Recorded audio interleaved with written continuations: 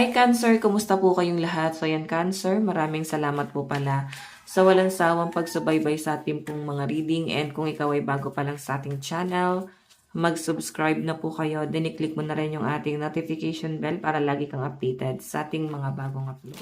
So Cancer, sa mga interesado naman sa ating private reading, nasa description box below, yung link ng Facebook ko, i-message nyo na lang ako. Okay, so by the way guys, ayan, maganda pa rin na alam nyo ang inyong Sun, Moon, Rising, and Venus sign para sa iba pang guidance or, ayan, baka kasi mas makarelate ka sa iba pang zodiac sign. Okay, so tignan natin Cancer.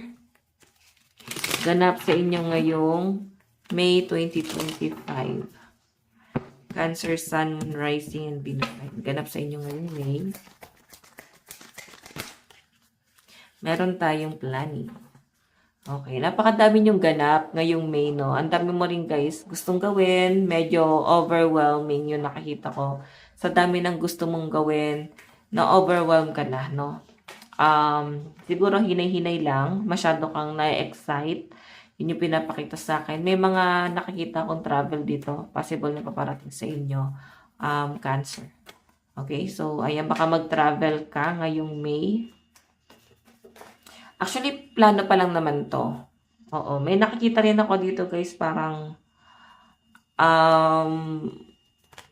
parang may mga gusto kang gawin. Siguro, pag-expand to, pagdating sa source of income, kung ikaw ay nagbi-business, may nakikita ko dyan, Cancer, na parang, mag-iisip kayo, ano pa kayo pwede mong gawing source of income? Paano ka pakikita? Parang ganon.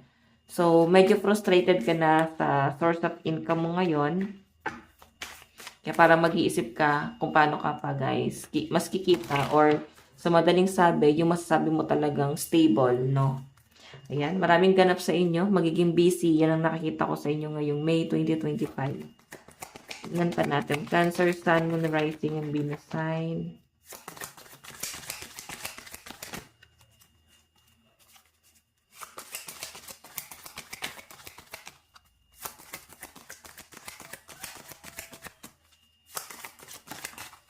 Okay, so yan Cancer, meron tayong fulfillment.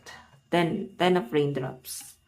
Okay, so may nakikita ko dito guys, blessing na paparating sa pamilya mo. Ayan.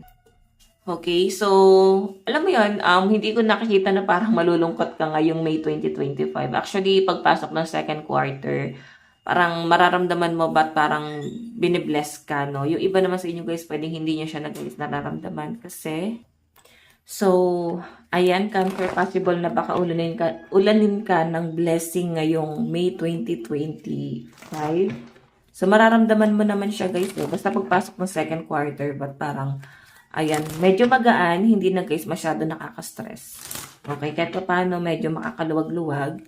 Ayan, so, tignan pa natin Cancer, Sun, Moon, Rising, and Venus sign. Cancer, Sun, Moon, Rising, and Venus sign.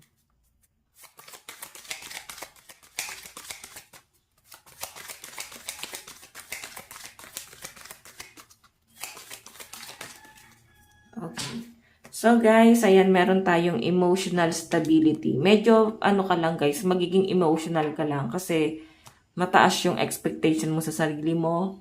Nandun ka na sa point na ito na nga, dahil mga gustong mangyari, stable ka na eh. So, hindi mo hayaan na basta-basta mawawala na lang yung, ng ganun-ganun lang yung mga bagay na pinaghirapan mo. So, habang nag-expand yung source of income mo, or habang nagmamatured ang mga Cancer, mas nagiging busy. Ayan, wala ka na daw guys masyado nagiging pahinga kasi nga busy, no? Mas nagpo-focus ka sa mga responsibilidad mo. Mas nagpo-focus ka sa mga, alam mo yon, nagpo-focus ka sa career mo, kung paano ka pa guys, mas magiging kapaki-pakinabang. Okay? So, tignan natin Cancer ha. Kasi parang dahil sobrang busy mo ngayong May 2025, ayan, wala ka masyado magiging pahinga. Siguro guys, huwag masyadong i-pressure yung sarili mo. Magpahinga ka, baka naman ma-overfatigue ka naman. No? Sobrang yung pagtatrabaho, sobrang sipag, workaholic ata ang mga Cancer. Okay? Siguro kasi overwhelming kasi ang daming blessing na dumarating. So, syempre, pag ganyan, opportunity yan, ano yung gagawin? Di ba parang lulubos-lubosin mo? Ayan. So, yun yung pinapakita sa akin dito. Lulubos-lubosin mo hanggat nandiyan yung mga blessing. Kaya medyo magiging busy ka and wala ka talaga magiging tulog, no? Kagaya nga ng sabi ko, guys, magpahinga ka. Lalo na kung ikaw naman, guys, yung boss ng buhay mo. Like, wala ka, guys, talagang boss. Ikaw yung nagbi-business. Okay, so tignan natin, guys.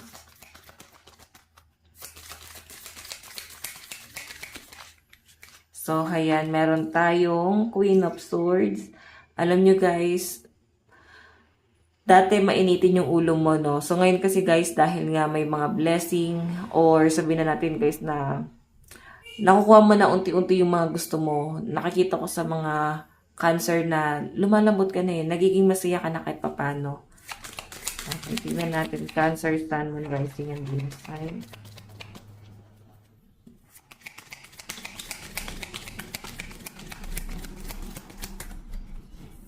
Meron tayong The Sun. Wow, grabe naman to, guys, no?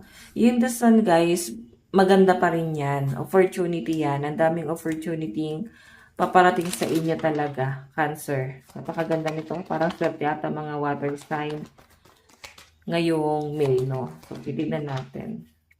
So, Cancer, meron tayong 6 of Swords. So, siguro, andon, inaalala mo pa rin kung gaano naging mahirap yung buhay mo, kung paano mo siya, guys, na-overcome, paano mo siya, guys, nalampasan, kung paano mo kinaya mag-isa, no?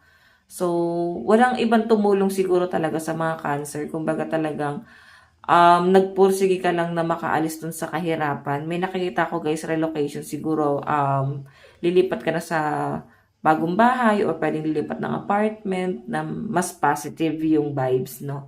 Mas positive yung ambience.